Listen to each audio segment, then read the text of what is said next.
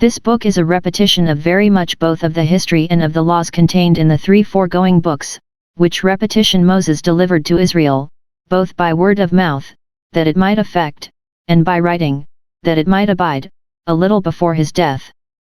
There is no new history in it but that of the death of Moses in the last chapter, nor any new revelation to Moses, for aught that appears, and therefore the style here is not, as before, the Lord spoke unto Moses, saying. But the former laws are repeated and commented upon, explained and enlarged, and some particular precepts added to them, with copious reasonings for the enforcing of them. In this Moses was divinely inspired and assisted, so that this is as truly the word of the Lord by Moses as that which was spoken to him with an audible voice out of the tabernacle of the congregation, Leviticus 1:1. The Greek interpreters call it Deuteronomy, which signifies the second law, or a second edition of the law, not with amendments, for there needed none, but with additions, for the further direction of the people in divers cases not mentioned before. It was much for the honor of the divine law that it should be thus repeated. How great were the things of that law which was thus inculcated, and how inexcusable would those be by whom they were counted as a strange thing. Hos 8:12. There might be a particular reason for the repeating of it now. The men of that generation to which the law was first given were all dead, and a new generation had sprung up, to whom God would have it repeated by Moses himself, that, if possible, it might make a lasting impression upon them. Now that they were just going to take possession of the land of Canaan, Moses must read the articles of agreement to them, that they might know upon what terms and conditions they were to hold and enjoy that land, and might understand that they were upon their good behavior in. It would be of great use to the people to have those parts of the law thus gathered up and put together which did more immediately concern them and their practice, for the laws which concerned the priests and Levites, and the execution of their offices, are not repeated. It was enough for them that they were once delivered.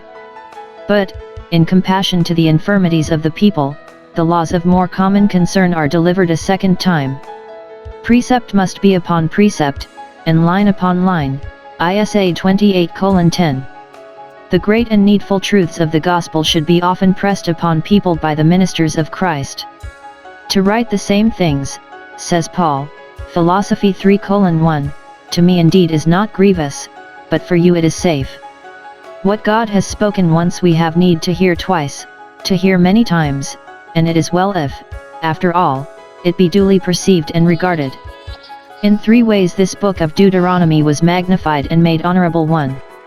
The king was to write a copy of it with his own hand, and to read therein all the days of his life, ch. 17, 18, 19.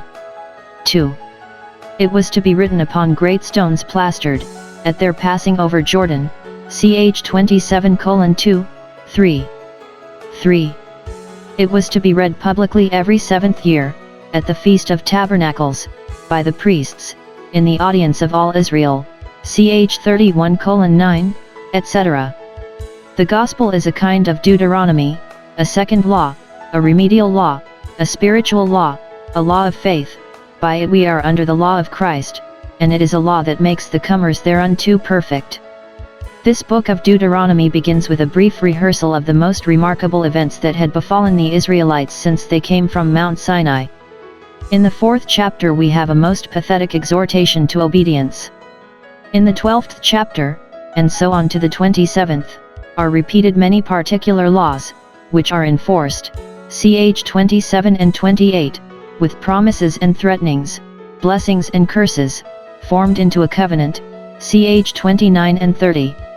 Care is taken to perpetuate the remembrance of these things among them, ch. 31, particularly by a song, ch. 32, and so Moses concludes with a blessing, ch. 33.